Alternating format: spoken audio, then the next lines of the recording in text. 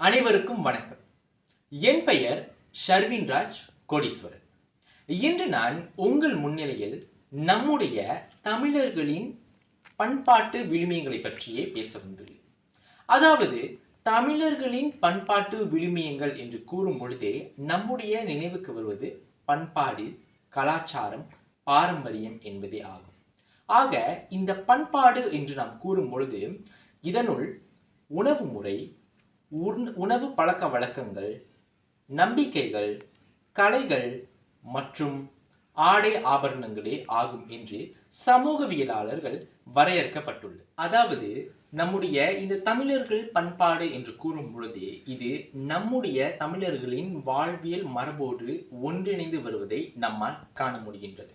ஒரு தனி மனிதன் பிறந்தது முதல் இறக்கும் தருவாயில் வரை இந்த பண்பாடு, கலாச்சாரம் அவனுடைய பயணிக்கிறது என்பதை நாம் கண்கூடாக பார்க்க முடியும். இந்த தமிழர்களின் பண்பாடை நாம் கூறும் பொழுது இந்த தமிழர்களின் பண்பாடானது அவர்களுடைய அடையாளத்தை குறிக்கிறது என்பதை நாம் கூற முடியும். அதாவது இந்த தமிழர்களின் பண்பாடு அவர்கள் எப்படி இயற்கையோடு ஒன்றிணைந்து வாழ்ந்து தங்களுடைய வாழ்க்கையை சரிவர நடத்தி வருகின்றனர் என்பதையும் இங்கே நாம் பார்க்க முடிகின்றோம். அதாவது இந்த தமிழர்களின் பண்பாட்டு விழுமியங்களுள் நான் முன்பு கூறியது போல நம்பிக்கை என்பது மிக முக்கியமான ஒரு பண்பாடாகவே அமைகின்றது. அதாவது நாம் அனைவருக்குமே தெரிந்தது போல இந்த நம்பிக்கையானது அனைத்து தரப்பினருக்கும், அனைத்து மதத்தினை சார்ந்தவர்களுக்கும், இனத்தை சார்ந்தவர்களுக்கும் இருக்கக்கூடிய ஒன்றாகவே இருக்கின்றது. ஆனால் நம்முடைய தமிழர்களின் கலாச்சாரப்படி நிறைய சமய நம்பிக்கைகள் இருக்கின்றன. சமயம் சார்ந்தும் அது மட்டுமல்லாமல் சராசரி வாழ்க்கையை சார்ந்துமே நிறைய வகையான இந்த நம்பிக்கைகளை கொண்டுள்ளவர்கள் நம்முடைய தமிழர்கள் என்று கூறலாம். அவ்வகையில் இந்த நம்பிக்கைகளானது உதாரணத்திற்கு சொர்க்கம், நரகம், அது மட்டுமல்லாமல் தர்மம், மறுபிறவி, கர்ம வினைகள் என்று பல வாரியாகவே பிரிக்கப்பட்டுள்ளன. அது மட்டுமல்லாமல் சில நம்பிக்கைகளை நம்மால் உய்த்துணர்ந்து நம்பக்கூடிய நம்பிக்கைகளும் இருக்கின்றன. அது மட்டுமல்லாமல் இந்த மூட நம்பிக்கை என்றும் இருக்கின்றன. இந்த மூட நம்பிக்கையானது அதாவது ஒரு பொய்யான நம்பிக்கை. இம்மாதிரியான நம்பிக்கைகள் நிலவவே இல்லை என்பதையும் சில தரப்பினர்கள் குறிப்பிடுகின்றனர். இந்த நம்பிக்கைகள் என்று கூறும் பொழுதே நாள் செய்வதை நல்லவர் செய்யார் என்பதை நாம் அனைவருமே கேள்விப்பட்டிருக்கிறோம். இந்த பழமொழியில் அவ்வளவு பொருட்கள் உள்ளதை நாம் கண்கூடாகவே காண முடியும். அதாவது நம்முடைய தமிழர்கள் இந்த நாள் என்பதற்கு மிகப்பெரிய ஒரு முக்கியத்துவத்தையே காலந்தொட்டு கொடுத்து வருகின்றனர் என்பதை நம்மால் காண முடிகின்றது.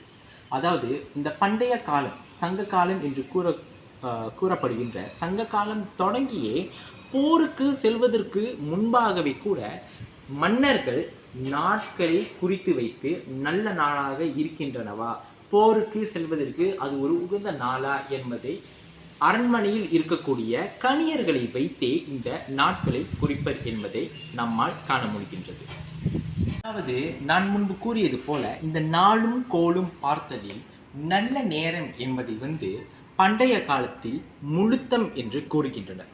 அதுவே கால மாற்றத்திற்கு ஏற்றவாறு இப்பொழுது உள்ள தமிழர்கள் அதை முகூர்த்தம் என்று கூறுகின்றனர்.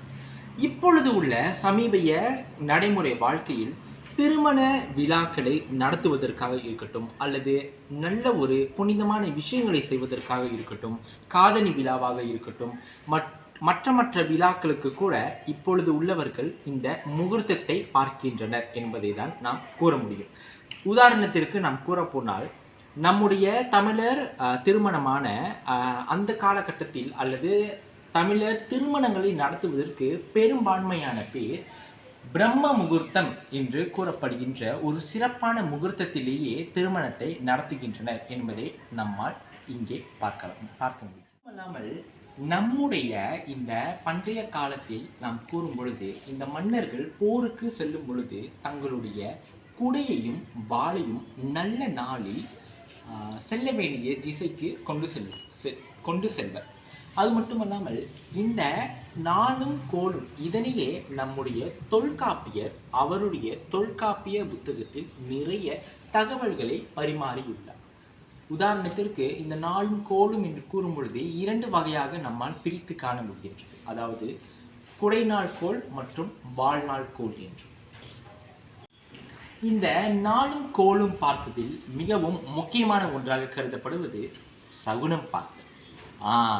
சகுனம் பார்த்தல் என்று கூறும் பொழுது நம்மவர்களின் மத்தியில் ஞாபகத்திற்கு வருவது இந்த பிராணிகள், பூனைகளாக இருக்கட்டும், பறவைகளாக இருக்கட்டும். அது மட்டுமல்லாமல் முக்கியமாக நம்முடைய வீட்டில் அடைப்பட்டு அல்லது நம்முடைய கண்களுக்கு தெரியாமல் ஒளிந்திருக்கக்கூடிய பள்ளிகளாக இருக்கட்டும், இதனையே நம்முடைய ஞாபகத்திற்கு வருவதாகும். இந்த சகுனம் பார்த்தலில் இந்த மாதிரியான விலங்குகள் நிறையவே பங்கு வகிக்கின்றன. அது மட்டுமல்லாமல் அந்த மாதிரியான விலங்குகளை பார்த்தாலோ அல்லது அது எழுப்பக்கூடிய ஓசைகளை, சத்தங்களை கேட்டாலோ நம்மவர்களுக்கு வேறு வேறு விதமான ஒரு எண்ணங்கள் நிலவக்கூடிய வகையிலே அமைகின்றன. முதலாவதாக இந்த சகுனம் பார்த்தலில் நாம் பார்க்கவிருப்பது கனிவாய்ப்பள்ளி. இந்த கனிவாய்ப்பள்ளி என்று கூறும் பொழுதே பள்ளிகள் எழுப்பக்கூடிய ஓசையை வைத்து எம்மாதிரியான நம்பிக்கைகளை நம்முடைய தமிழர்கள் கொண்டுள்ளனர் என்பது. இந்த கனிவாய்ப்பள்ளியின் ஓசை எழுப்பும் பொழுது அவர்கள் நினைத்த காரியம் நல்லபடியாக நடக்கும் என்ற ஒரு எண்ணம் அல்லது ஒரு நம்பிக்கை நம்முடைய தமிழர்கள் மத்தியில் இருந்துள்ளது. மேலும் அந்த பள்ளி நம்முடைய உடம்பில் எப்பகுதியில் விழுந்தால் என்ன மாதிரியான விளைவுகள் அல்லது நன்மைகள் நடக்கும் என்பதனையும் இந்த நம்பிக்கைகளாக நம்முடைய சமூகவியலாளர்கள் வரையறுக்கப்பட்டுள்ளது. அடுத்ததாக நாம் பார்க்கவிருப்பது இந்த குயிலும் காக்கையும் எழுப்பக்கூடிய ஓசையை வைக்கக்கூடிய நம்மவர்கள் நம்பிக்கைகளை வரையறுத்துள்ளனர். அதாவது இந்த குயிலின் ஓசையின் மூலமாக நாம் என்ன காணலாம் என்றால், சங்க காலத்தில் பிரிவால் துன்பப்பட்டு இருக்கும் தலைவனும் தலைவிக்கு என்று ஒரு கதையில் இருக்கின்றது. அதாவது இந்த குயில் ஓசை எழுப்பும் பொழுது தலைவன் கண்டிப்பாக தலைவியை பார்க்க வருவான் என்பது ஒரு கதையாகவே சங்க காலத்தில் இருக்கின்றது. அடுத்ததாக நாம் பார்த்தோமானால் இந்த காக்கை என்று கூறும் பொழுது காக்கையின் ஓசையை கேட்கும் பொழுது கண்டிப்பாக நம்முடைய வீட்டிற்கு விருந்தினர்கள் வருவார்கள் என்பதை இங்கே நாம் கண்கூடாக பார்க்கலாம். அதனால் தான் நாம் பார்த்தோமானால் இப்பொழுது உள்ள காலகட்டமாக இருந்தாலும் சரி அல்லது பண்டைய காலகட்டத்திலும் கூட இந்த இறந்தவர்களுக்கு நம்முடைய வழக்கிலிருந்து இந்த படையில் வைத்தல் என்ற ஒரு வழக்கு கண்டிப்பாக இருந்து வருகின்றது. அதனால்தான் இந்த இறந்தவர்கள் இறந்த பிறகு அவர்களுக்கு பூஜை செய்து இந்த காக்கைக்கு உணவளிப்பார்கள். அதாவது அவர்களுடைய நம்பிக்கை என்னவென்றால், இந்த காக்கை அந்த உணவை ஏற்றுக்கொண்டால் கண்டிப்பாக தன் இறந்து போன அந்த முன்னோர்கள் தான் அதை உண்டு அதை ஏற்றுக்கொண்டார்கள் என்ற அந்த ஒரு வழக்கம் இருந்ததாக காணப்படுகின்றது. அடுத்ததாக இந்த நம்பிக்கைகளில் ஒன்றுதான் இந்த கண் துடித்தல் என்பதாகும். இந்த கண் துடித்தல் என்று நாம் கூறும் பொழுது பெண்களுக்கு இடக்கண்ணும் இடத்தோளும் துடிப்பதும், அது மட்டுமல்லாமல் ஆண்களுக்கு வலக்கண்ணும் வலது தோள்பட்டை துடிப்பதும் நன்மையையே அவர்களுக்கு அளிக்கும் என்பதை நாம் இங்கே காணலாம். இம்மாதிரியாக நம்முடைய தமிழர்களின் நம்பிக்கைகளை அடுக்கிக் கொண்டே போகலாம். இதிலிருந்து நாம் என்ன தெரிந்து கொள்ளலாம் என்றால், நம்பிக்கைகள் என்று கூறும் பொழுதே நம்முடைய தமிழர்களுக்கு அது ஒரு நல்ல ஒரு நேர்மறையான சிந்தனையும் எண்ணங்களையும் விதைக்கக்கூடிய வகையிலேயே அமைகின்றன என்பதை நாம் கண்டிப்பாக காண முடிகின்றது. அடுத்ததாக நான் என்ன கூறவிருக்கிறேன் என்பதை தொடர்ந்து கவனியுங்கள். அடுத்ததாக நாம் இப்பொழுது பார்க்கவிருப்பது என்னவென்று நீங்கள் யோசித்துக் கொண்டிருக்கிறீர்களா? இன்று என் அம்மா வீட்டில் கோழிக்குழம்பு சமைத்துள்ளார். கோழிக்குழம்பு என்று சொன்ன உடனே நாம் அனைவரின் ஞாபகத்திற்கும் வருவது உணவு என்று பார்க்கும் பொழுது ஒரு சராசரி ஒரு மனிதனுக்கு மிகவும் அன்றாட வாழ்க்கையில் மிகவும் ஒரு முக்கியமான ஒரு அமைப்பாக இருப்பது தான் இந்த உணவாகும். அதாவது உணவு இல்லை என்றால் கண்டிப்பாக நாம் அனைவருமே எந்த ஒரு வேலையுமே முழுமையாக செய்துவிட முடியாது. அப்படித்தானே? ஆக இந்த உணவுக்கும் தமிழர்களுடைய பண்பாடுக்கும் நெருங்கிய ஒரு தோழமை இருக்கிறது என்றுதான் நாம் கூற வேண்டும். உணவு என்றாலே தமிழர்களின் உணவு போல வரவே வராது என்றுதான் கண்டிப்பாக அடித்து கூற வேண்டும். ஆக பண்டைய காலம் தொற்று இன்று வரை நம்முடைய உணவு பழக்க வழக்கங்களில் பல மாதிரியான மாறுதல்கள் கண்டு வருகின்றன என்பதை நாம் அனைவருமே கண்கூடாகவே தமிழர்களுடைய பாரம்பரிய உணவுகள் என்று கூறும் பொழுது அந்த பாரம்பரிய உணவானது அவர்களுடைய ஒட்டுமொத்த கலாச்சாரம், பண்பாடு மற்றும் அடையாளத்தை குறிக்கும் வகையிலே அமைகிறது என்றுதான் நாம் அனைவருமே கூற வேண்டும். உணவு ஒரு புறம் இருக்க, அதை எப்படி உட்கொள்வது, எப்படி சமைப்பது, எம்மாதிரியான உணவுகள் தமிழர்களால் உட்கொள்ளப்படுகின்றன என்ற விவரங்களும் நம்முடைய இந்த தமிழர்களின் கலாச்சாரத்தில் இருக்கக்கூடிய வகையிலே தான் அமைகின்றது. அடுத்ததாக, தமிழர்கள் பொதுவாகவே பண்டைய காலம் தொற்று இன்று வரை 2 வகையான உணவுகளையே சமைத்தும் உண்டும் வருகின்றனர் என்பது நாம் அனைவருக்குமே தெரிந்த ஒன்றுதான். முதலில் புலால் வகை உணவுகள். புலால் வகை உணவுகள் என்று கூறும் பொழுதே இந்த மாமிசங்களை உண்பது, இறைச்சி வகைகளை உண்பதாகும். நாம் அனைவருக்குமே தெரிந்தது போல இவ்விரு வகையான புலால் மற்றும் மரக்கனி உணவுகளே பண்டைய காலம் தொடங்கி இன்று வரை நம்முடைய தமிழர்களால் உட்கொள்ளப்பட்டு வருவது என்பதை நாம் கண்கூடாகவே காண முடியும். அடுத்ததாக, எந்த ஒரு இனத்தவர்களின் மத்தியிலுமே இல்லாத ஒரு செம்மையான ஒரு உணவு பழக்க வழக்கம் நம்முடைய தமிழர்களின் கலாச்சாரத்தில் இருக்கிறது என்றால் நாம் அனைவருமே கண்டிப்பாக பெருமை கொள்ள வேண்டும் என்று தான் கூற வேண்டும். அதாவது, வாழை இலையில் உணவு பரிமாறி உண்பது. இந்த வாழை இலையில் உணவு பரிமாறி உணவு உண்பது என்று நாம் கூறும் பொழுது இந்த வாழை இலையின் மகத்துவமான மருத்துவ குணங்களே அதற்கு மிகப்பெரிய சான்று பகிர்கின்றன என்று தான் நாம் அனைவருமே கூற வேண்டும். அதாவது, எந்த ஒரு இனத்தவர்களின் மத்தியிலுமே அவர்கள் சாதாரண தட்டுக்களையோ அல்லது இரும்பு தட்டுகளையோ எவர் சில்வர் என்று கூறப்படுகின்ற தட்டுகளை பயன்படுத்தி தான் பொதுவாகவே அனைவரும் உட்கொள்வார்கள் உணவுகளை.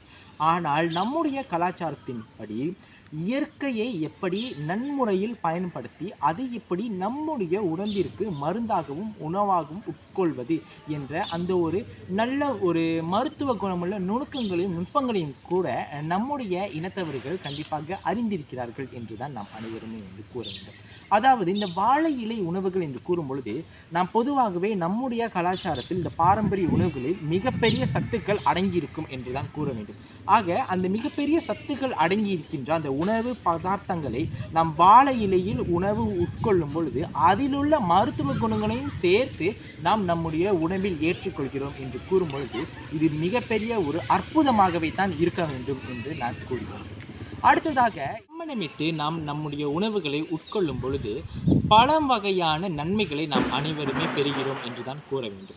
அதாவது, நாம் சம்மணமிடும் பொழுது நாம் உட்கொள்ளக்கூடிய உணவானது நன்றாக நம்முடைய வாயினுள் நுழைந்து அதை நாம் அரைத்து அதை கூழாக்கி அதை நன்றாக மென்று தின்று அதன் பிறகு நம்முடைய வயிற்றினுள் சென்று அது ஜீரண சக்தியை பெறும் பொழுதுதான் நம் எடுத்துக்கொள்ளக்கூடிய உணவில் உள்ள அனைத்து சக்திகளுமே நம் உடலினுள் செல்கின்றன என்பதை நாம் இங்கு காணலாம்.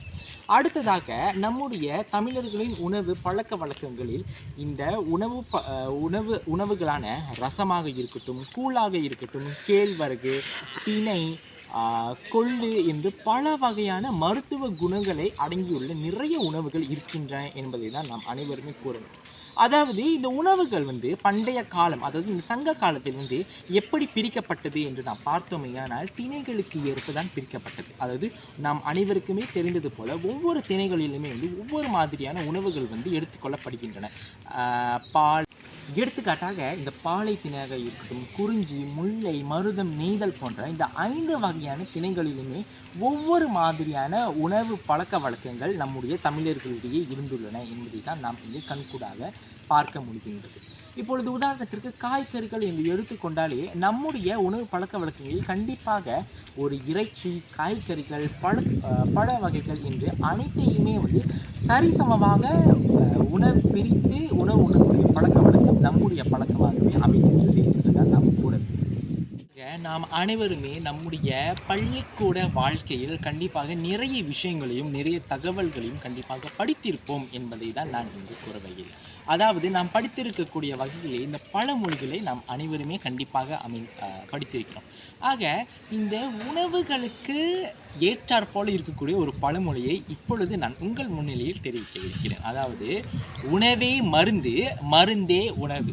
இந்த உணவே மருந்து, மருந்தே உணவு என்று கூறும் பொழுதே நாம் அனைவருக்குமே தெரிந்தது போல தமிழர்களுடைய பாரம்பரிய உணவுகளில் கண்டிப்பாக அல்ல கொட்டி கிடக்கக்கூடிய அம்மாதிரியான உணவு பொருந்திய மருந்துகளை தான் நாம் இப்பொழுது பார்க்கவிருக்கின்றோம். அதாவது இப்பொழுது ஒருத்தருக்கு சளி அல்லது இருமல், காய்ச்சல் போன்ற உடல் உபாதைகள் வந்தால் கூட திடீரென்று ஒரு ரசத்தை வைத்து விடலாம். அந்த அளவிற்கு நம்முடைய தமிழர்களுடைய பாரம்பரிய உணவு வகைகளில் நிறைய மருந்து சக்திகளை கொண்ட உணவுகள் இருக்கின்றன என்பதை தான் நாம் கூற வேண்டும். அது மட்டுமல்லாமல் கஷாயம், இன்னும் நிறைய இந்த தேநீராக இருக்கட்டும், இந்த இஞ்சி கஷாயமாக இருக்கட்டும் என்று பல மாதிரியாக அடுக்கிக் கொண்டே போகலாம். ஆக இது தமிழர்களின் உணவு மற்றும் மருத்துவத்திற்கு ஒரு மிகப்பெரிய ஒரு பங்கு இருக்கிறது. உணவு பழக்க வழக்கங்களில் இம்மாதிரியான பொக்கிஷங்களாக கிடைக்கப்பெறுகின்ற நம்முடைய உணவு வகைகளை கண்டிப்பாக தமிழர்களாகி நாம் கண்டிப்பாக எடுத்துக்கொள்ள வேண்டும் என்பதை நான் இங்கு தெரிவித்துக் கொள்கிறேன்.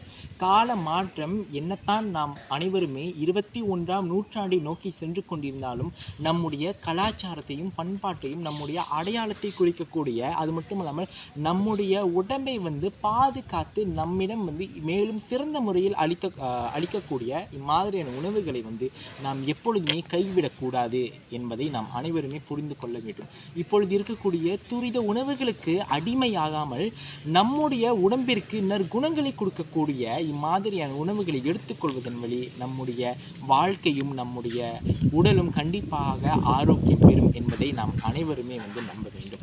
ஆக இம்மாதிரியான உணவுகள் மிகப்பெரிய நன்மைகளை அளிக்கின்றன என்பதில் நாம் அனைவருமே நாம் தெளிவாக நம்பிக்கையை பற்றி தெரிந்து கொண்டோம். தமிழர்களின் உணவு பழக்க வழக்கங்களை பற்றியும் தெரிந்து கொண்டோம். சரி, இப்பொழுது நாம் பார்க்கவிருப்பது நாம் உடுத்தக்கூடிய உடைகள், அதாவது ஆடைகள். இந்த உடைகள் ஆடைகள் என்று கூறும் பொழுதே இது தமிழர்களுக்கு மட்டுமே உரித்தானதாக நாம் கூறிவிட முடியாது. இந்த உடைகள் ஆடைகள் என்று கூறும் பொழுது ஒரு சக மனிதனுக்கு எப்படி உணவு வாழ்விடம் மிக முக்கியமோ அதைவிட உடை ஆடை என்பது மிகப்பெரிய முக்கியமான ஒன்றாகவே கருதப்படுகின்றது. ஏனென்றால் இந்த உணவும் உறைவிடமும் செய்யாத ஒன்றை இந்த உடை செய்துவிடும். அதாவது ஒரு மனிதனின் மானத்தை காப்பாற்றுவது தான் இந்த உடை என்று கூறும் பொழுது. பொதுவாகவே தமிழர்களுடைய உடையானது ஆண்கள் மற்றும் பெண்கள், சிறுவர்கள், பெரியவர்கள், முதியவர்கள் என்று அனைவருக்குமே பல மாதிரியான வகைகளில் இந்த ஆடைகள் நெய்யப்பட்டு அது மட்டுமல்லாமல் வரையறுக்கப்பட்டுள்ளன என்பதை நாம் இங்கு காண்கின்றோம். இப்பொழுது பொதுவாகவே இந்த ஆடை என்று கூறும்பொழுதே அதனுடன் உற்றார் உறவினர் போல சேர்ந்து கொள்வது இந்த அணிகலன்கள், அதாவது ஆடை அணிகலன்கள், ஆபரணங்கள். அதாவது இந்த ஆடை அணிகலன்கள், இந்த ஆபரணங்கள் என்று கூறும்பொழுது இது பொதுவாக பெண்களும் அணிவார்கள் மற்றும் ஆண்களும் அணிவார்கள். இப்பொழுது முதலில் நாம் ஆண்கள் அணியக்கூடிய ஆடையானது எப்படி வரையறுக்கப்பட்டுள்ளது என்பதை நாம் பார்த்துவிடலாம். அதாவது பொதுவாகவே ஆண் பிள்ளைகள் வேஷ்டி மற்றும் சட்டையை தான் அணிந்திருப்பார்கள். அது மட்டுமல்லாமல் அந்த சட்டையை அணிந்த பிறகு தங்களுடைய தோளில் துண்டை அணிந்து கொள்வார்கள். பொதுவாகவே ஆண்கள் என்று கூறும் பொழுது அவர்கள் தோடு, அதாவது கடுக்கன் என்று கூறப்படுகின்ற தோடுகளையும் மற்றும் கை விரல்களில் மோதிரங்கள் மற்றும் காப்புகளை தான் அணிந்திருப்பார்கள். பொதுவாக இந்த தங்க காப்புகள் தான் அணிந்திருப்பார்கள்.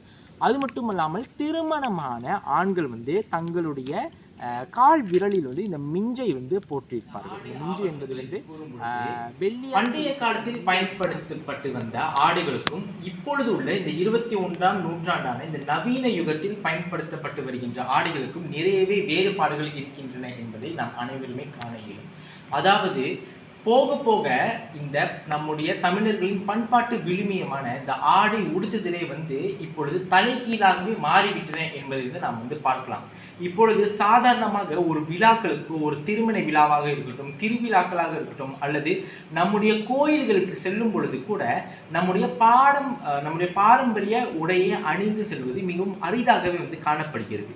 இதுவே நம்முடைய தமிழர்களுடைய பாரம்பரியத்தையும் அடையாளத்தையும் நிலை குலைக்க வைக்கின்ற ஒரு வழிக்கு வித்திடுகிறது என்று நாம் கூற வேண்டும். இப்பொழுது வருகின்ற ஜீன்ஸாக இருக்கட்டும், மிகவும் வந்து ஒரு என்ன சொல்ல வேண்டும் என்றால் இந்த சட்டை மிகவும் விமரிசையான சட்டையை வந்து போட்டுக்கொண்டே அனைவரும் வந்து இருக்கிறார்கள்.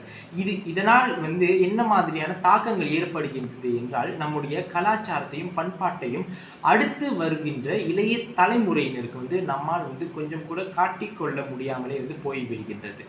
ஆகவே நாம் கண்டிப்பாக நம்முடைய பகுத்தறிவை வந்து பயன்படுத்தி நம்முடைய ஆடை ஆபரணங்களான இந்த உடைகளை வந்து கண்டிப்பாக தமிழர்களுடைய இந்த பாரம்பரிய உடையான அத்தியாவசியங்களை வந்து கண்டிப்பாக பாதுகாத்து அடுத்த தலைமுறையினருக்கு விட்டு செல்கின்ற ஒரு மிகப்பெரிய ஒரு கடப்பாட்டை நாம் அனைவருமே வந்து கொண்டிருக்க வேண்டும். இதுவே வந்து நம்மிடத்தே உள்ள அடையாளத்தை வந்து நிலைநாட்ட பேருதவியாக இருக்கும் என்று கூறலாம்.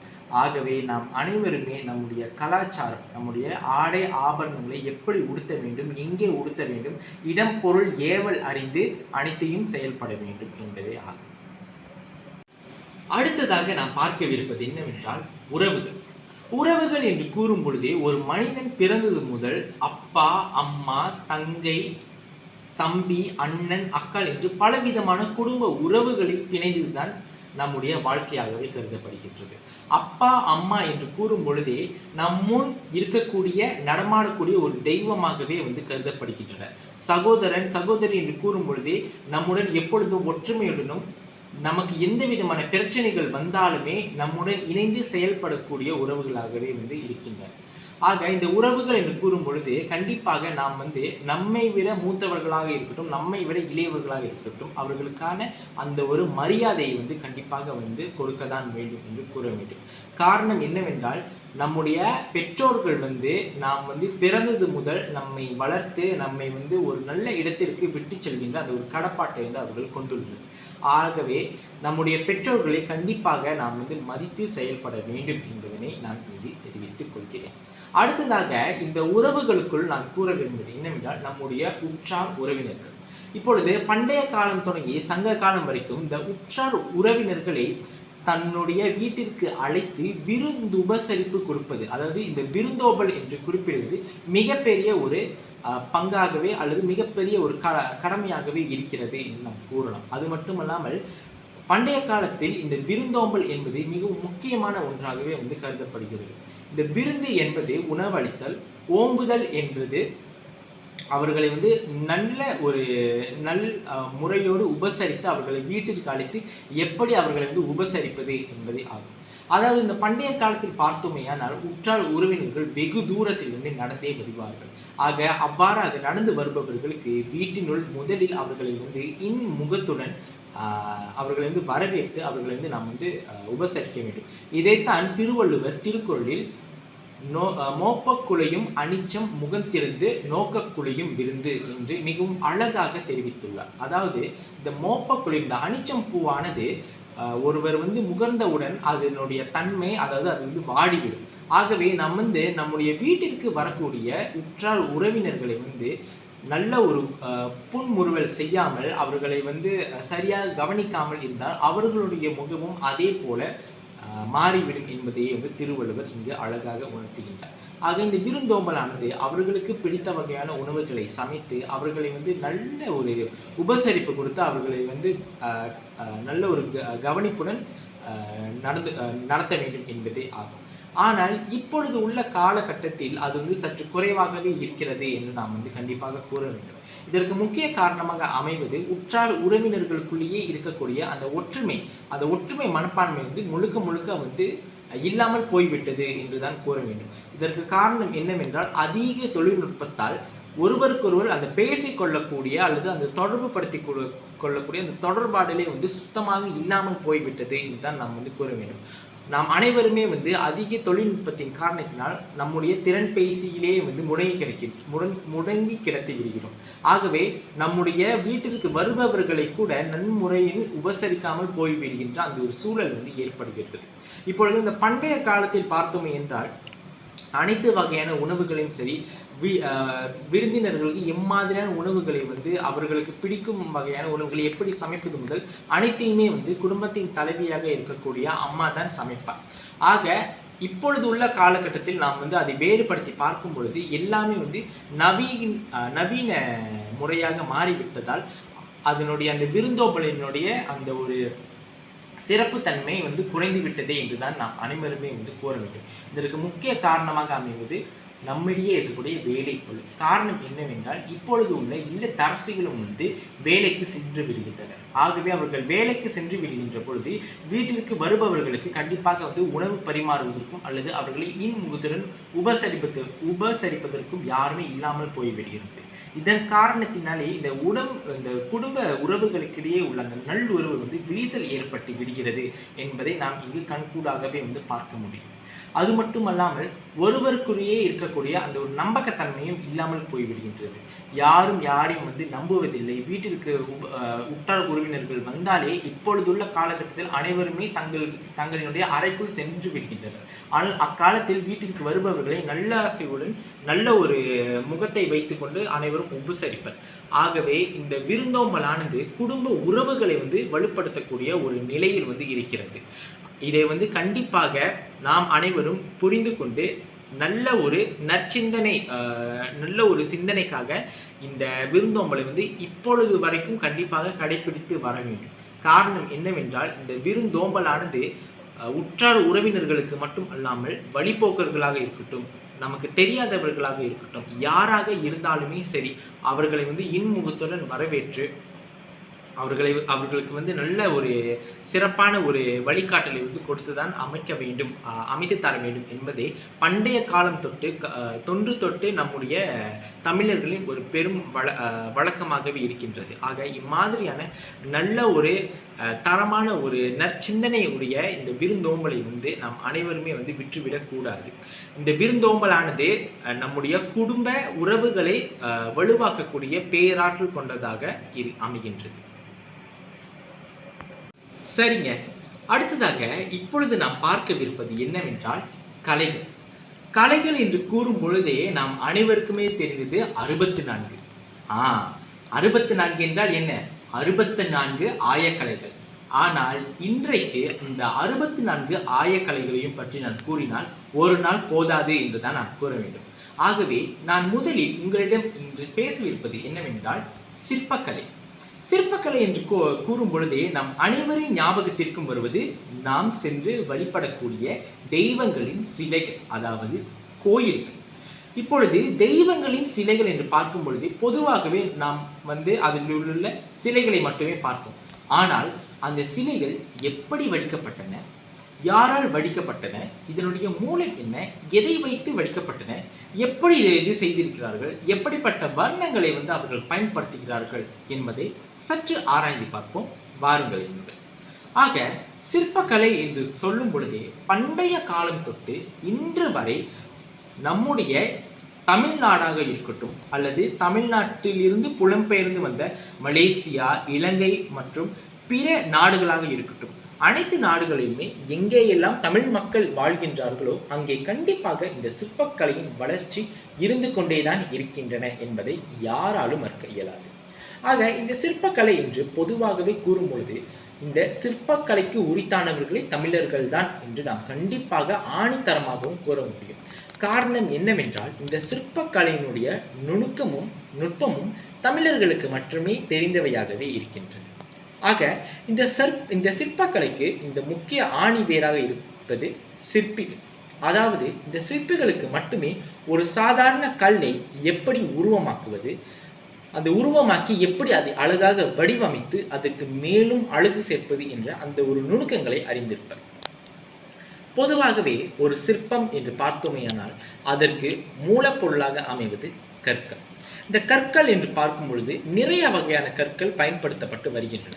கருங்கற்களாக இருக்கட்டும், பெரிய பெரிய கற்களாக இருக்கட்டும், சிறிய சிறிய கற்களாக இருக்கட்டும், மணலாக இருக்கட்டும் மற்றும் மண்ணாக இருக்கட்டும், நீராக இருக்கட்டும், இவை அனைத்தையுமே பயன்படுத்திதான் பண்டைய காலம் தொட்டு இன்றைய வரைக்கும் சிற்பிகள் சிற்பங்களை செதுக்கி வருகின்றனர். அது மட்டுமல்லாமல் இந்த சிற்பக்கலைக்கு மிகவும் முக்கியமான ஒரு உயிரோட்டமாக இருப்பதே வர்ணங்கள்.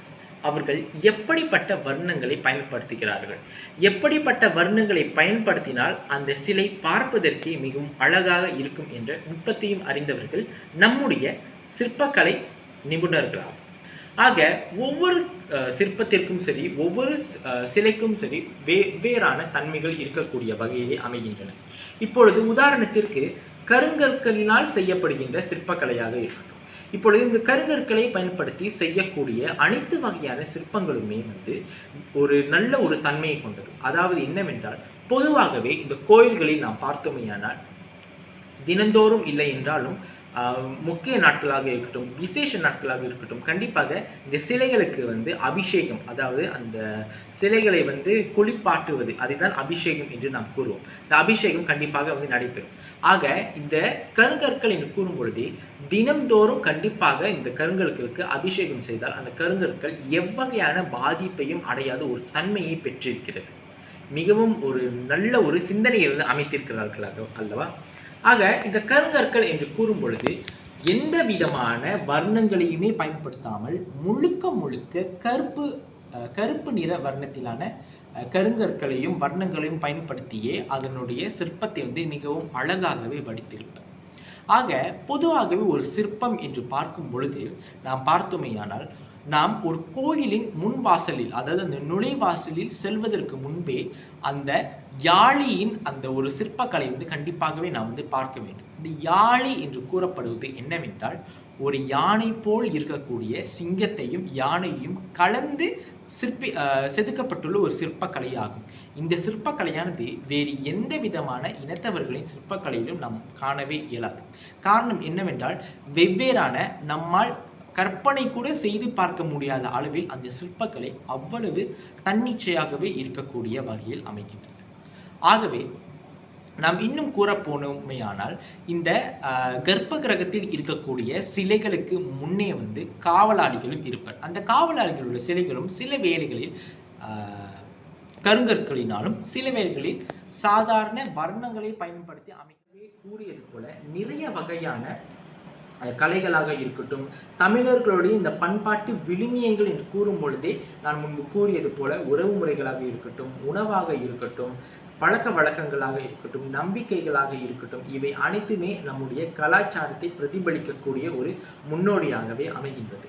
ஆகவே தமிழர்களாகிய நாம் நம்முடைய இனத்தையும் நம்முடைய அடையாளத்தையும் குறிக்கக்கூடிய இம்மாதிரியான விழுமியங்களை, அதாவது இந்த பண்பாட்டு விழுமியங்களை கடைசி வரைக்கும் நன்முறையில் பாதுகாத்து நல்ல சிந்தனை போக்கினை மற்றவர்களுக்கும் கொடுத்து அடுத்து வருகின்ற நம்மை பின்பற்றி வருகின்ற இளைய தலைமுறையினருக்கு ஒரு முன்னோடியாக இருந்து அவர்களுக்கும் நம்முடைய தமிழர் பாரம்பரிய கலாச்சாரத்தை கொண்டு சேர்த்தால் நாம் அனைவருமே நம்முடைய அடையாளத்தை கடைசி வரைக்கும் பாதுகாத்து கொள்ள முடியும் என்று கூறலாம். ஆகவே மீண்டும் ஒரு புதிய தேடலுடன் உங்களை நான் சந்திக்கிறேன். நான் உங்களிடமிருந்து விடைபெறுகிறேன். நான் ஷர்வின் ராஜ் கோடீஸ்வரன். நன்றி, வணக்கம்.